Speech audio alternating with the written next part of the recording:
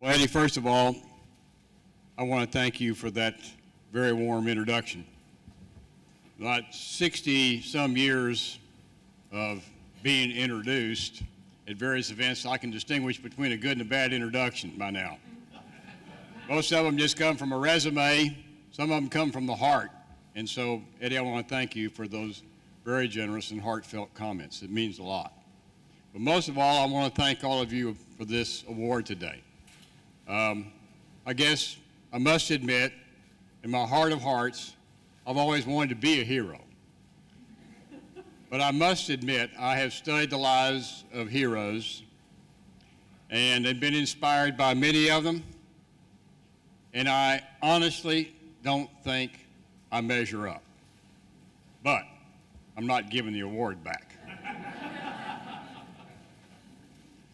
But the heroes that have inspired me have been those who have forged the incredible history that all of we as Texans share as part of our historical heritage.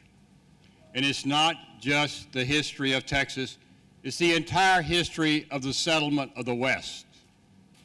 Do not be persuaded by other opinions.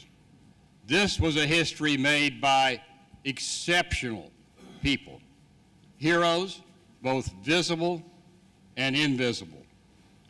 And it has been my distinct pleasure throughout my life to try to promote that history. So I do think there are some affections I have that have distinguished my career. And they are first and foremost my love for my family and a few close friends. Those kind of people who are closer than a brother or sister, who support you both in times of sorrow and in times of achievement. I've found throughout my life that it's harder to find people that are there willing to offer you applause than they are their condolences. And then there is the affection for God's Word. I have found through my experience that it is a wonderful comfort throughout our lives and a source of guidance if we will just take the time to apply it. And the last thing is my passion, my unrequited passion sometimes for the incredible history that we all share. And as a sort of signature effort on my part and others associated, we opened the Bryan Museum. Now that Bryan is, of course, my last name, but there are many Bryans before me that did much for the state of Texas, and I hope this museum inspires future generations of Bryans to do the same thing. But most importantly, I hope it serves as a source of pride to all of you who come to the museum, first inquisitive, but leaving proud of all that you see there, because it's part of the heritage that all of you enjoy and should be a treasure in your lives. Now, what we're going to do is take you on a mini tour of the museum. On behalf of myself and our staff, I want to welcome each of you today to the Bryan Museum. You're about to be exposed to the greatest events in world history, the settlement of the American West. The goal of this museum is to demonstrate to all of you the wonder of that event, because it is living proof that history is not boring, as many suggest, but at its core is high adventure. The West was home to endless miles of long and short grass prairies, punctuated by some of the most majestic mountains in the world. And it contains 5 distinct desert environments. It was a sanctuary to a vast display of wildlife.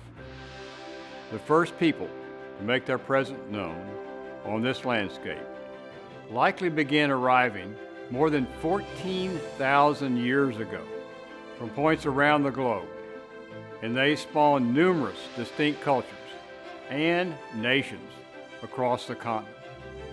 The impressions of these earliest people on the land were light, but they left us some remarkable artwork, tools, and clothing that helped define their unique symphony with both land and nature. Modern American settlement of the West began with much later arrivals. The first were Spaniards, cast ashore on Galveston Island in 1519. The only four survivors, led by Cabeza de Vaca, finally made their way to Mexico City, where they told stories of cities of gold and land rich in resources. For the next 300 years, the Spanish, contested only and briefly by the French under the leadership of La Salle, began their effort at exploration and conquest of the vast and wild West.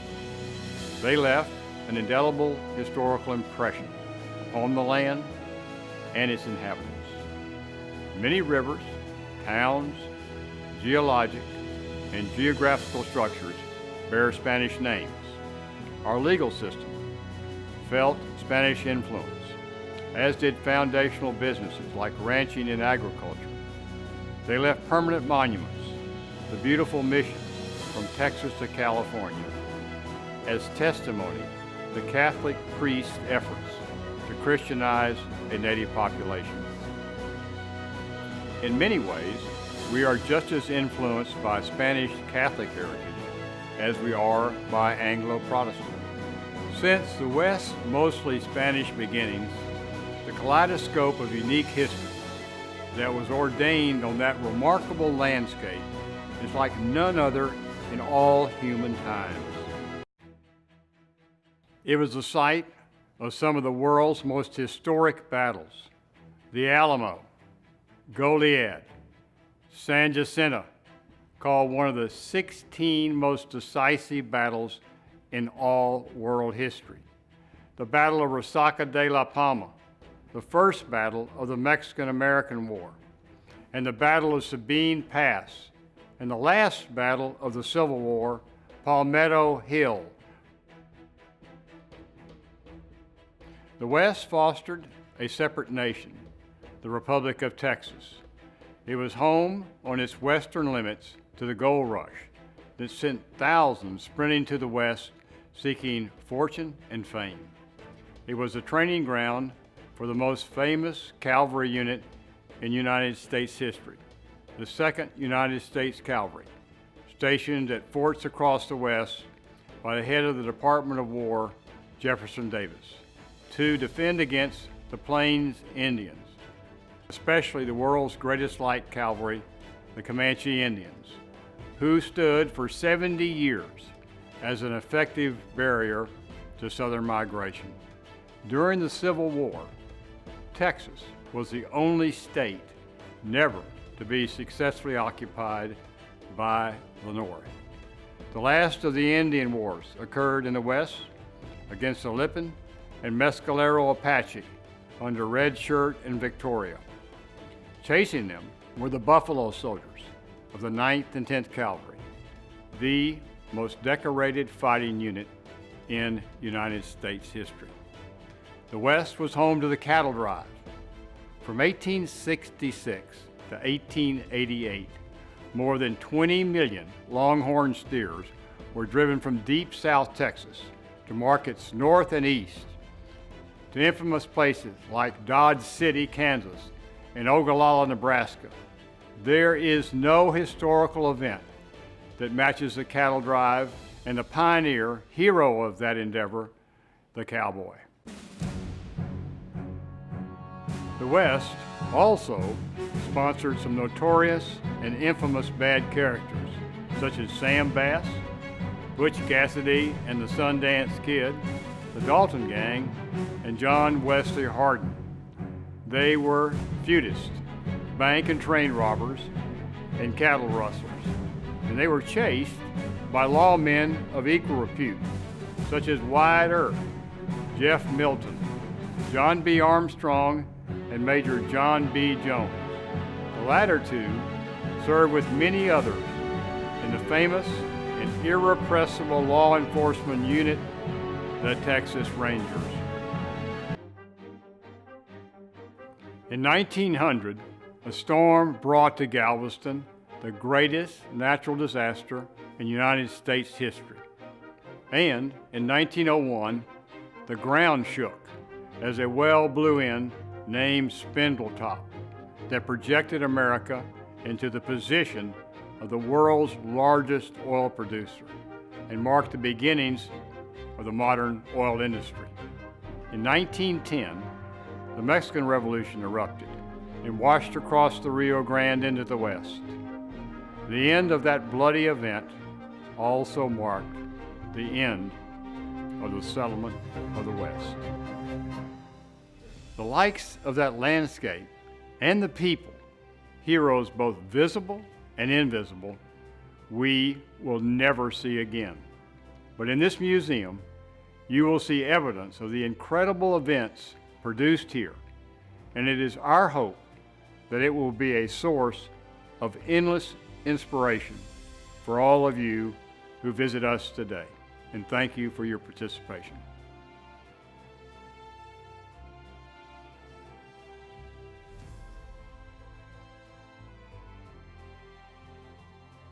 So we'll quickly go through the ground floor. It's done chronologically by time.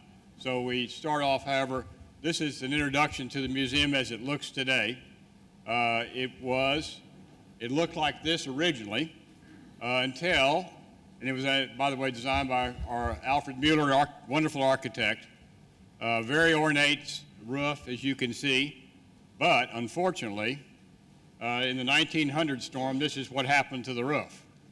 But it was fortunately rebuilt, and this is almost an unbelievable historical event. Two guys, William Randolph Hearst and Mark Twain, agreed to get together. I mean, you couldn't have more opposites in terms of their belief system. Had a fundraiser at the Waldorf Astoria in New York City and raised the money to restore the orphanage to its current structure.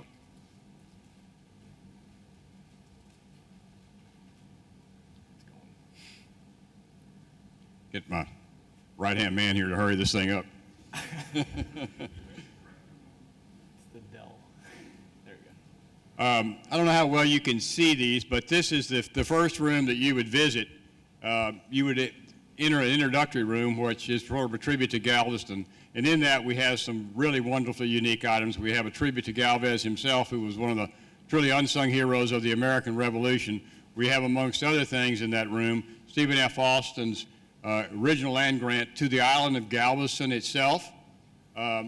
Plus, we have a dance revolver made in West Columbia, Texas, right before the outbreak of the Civil War. There are less than 500 of those made. But this takes you into the room of exploration and discovery. You see the galleon. That's a model that was made by a miniature model maker in New York. He let it reside in the Hudson River for 8 years so it'd get an antique look about it. But as you see in the gallery there, we start off with the Native Americans, the pedestal and mortar, or matate as they call them. This probably dates about 3,000 to 5,000 BC, as does an interesting collection of early Indian arrowheads, such as Clovis points, which are about 10,000 BC. Then the next group you see here are the Spanish conquistadors, nice series of accoutrements that they would have worn when they were exploring West Texas and beyond. And then if you go over to the far wall, we have a lot of the priests' apparel, helmets, and also we have, as you know, the Catholics are very clever in producing a saint for almost everything. Well, we have Saint Cayetano. He was the patron saint of gamblers. So when everybody's going on to the boats in Louisiana, they stop by for a little visit with Saint Cayetano. Also, we have a wonderful piece in that room. It is the land grant to the Franciscan monks of the state of California from King Charles of Spain. And it has his seal on it. It's all mother of pearl and tortoiseshell. And then a nice assemblage of very rare and unusual or very attractive religious art and artifacts in that room. And then the next room is our colonization room. We'll get there eventually. There you go. Well, this shows not a lot of the artifacts of the room itself, but we have the earliest known painting of Stephen F. Austin, probably done when he was a judge in the Arkansas Territory, and the only known painting of his sister, Emily, which was featured in Light Cummings' book about Emily, came out about 5 years ago. Stephen F. Austin's powder horn, and a document signed by him is in Spanish, as was required for all his Spanish land, or all his land grants to his original 300 colonists and those to come.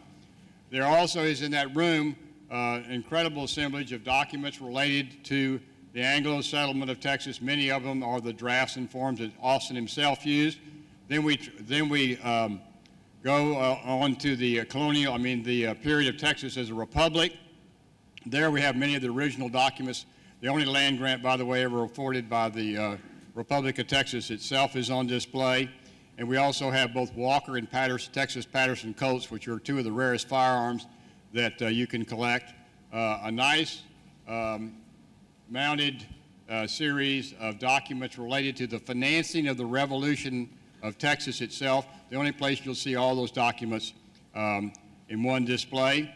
And then the Mexican-American War, we have a wonderful case full of items relating to that, and also the measurement devices that were used to measure not only the boundary between Mexico and the state of Texas in 1839, but also after the Mexican-American War in 1846. And then that will take you on through our hallway, where you'll see in there a number of very important documents relating to the Alamo, one of them being Travis's last plea from the Alamo for help. It came after his famous victory or death message, which is the rarest of those. This is the next room that you would go into. It begins with the Civil War. We have the only Arkadelphia rifle known in that exhibit. The Arkadelphia Rifle Foundry was in Arkadelphia, Arkansas. It moved into Tyler, Texas, became the Tyler Foundry, and there are several of those, but we have the only Arkadelphia rifle. That's Dick Dowling. That's the only known picture of Dick Dowling, who was a hero of Sabine Pass. That medal is the only medal ever given by the Confederacy for honor and or for bravery in conduct. That was their ability to repulse 15,000 Northern troops that were invading Sabine Pass with a flotilla of 17 ships. And less than 50 men stopped that invasion. And then there's a nice tribute to the siege at Galveston, where the Confederates retook Galveston on Christmas Day of 1863. And this is a continuation of that gallery, a tribute to the Buffalo Soldier. You see him on the left-hand side there. They fought against, of course, the Apache and the Comanche, and as you heard earlier, they were the most decorated fighting unit in all United States history. And then you can see the rest of the gallery there. There is an interesting tribute to the women of the West.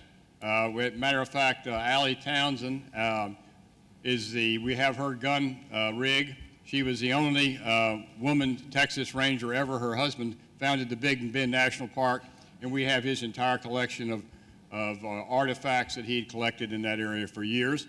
And going around the room, at the very end of it, you can see barely down there the Wells Fargo transportation in Texas. We have all the bonds related to the financing of the railroads in Texas.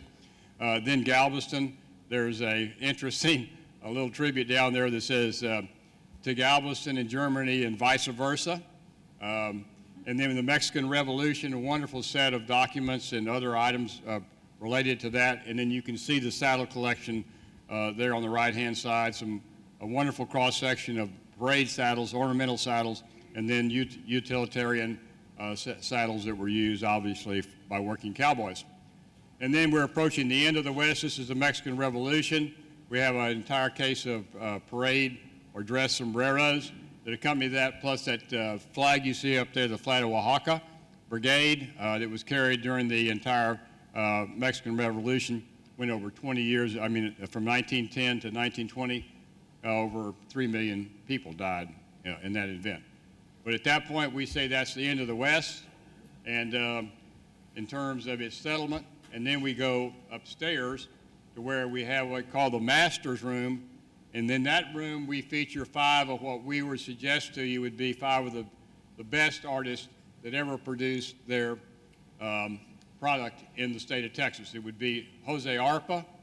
We have a wonderful collection of things by Arpa. Frank Ray, a very extensive collection of things by Ray. Then the honor docs, both father and son. Elizabeth Ney, undoubtedly the greatest sculptress that ever, or sculptor period, that ever resided in Texas.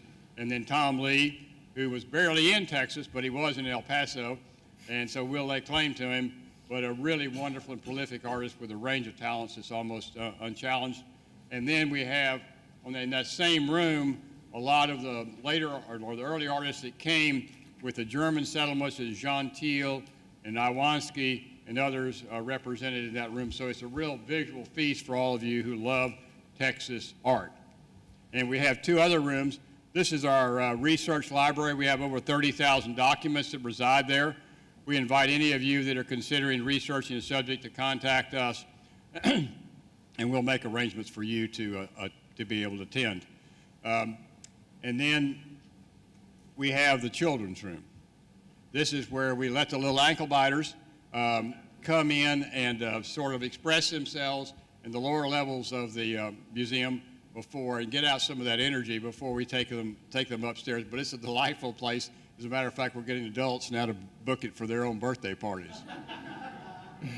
And there are 2 rooms that we're not showing you here because we hope that that will be a teaser to attract you to come there. And all I ask is come to the museum, enjoy the history that you should take great pride in, and create your own special vision and inspiration from the West. And thank you.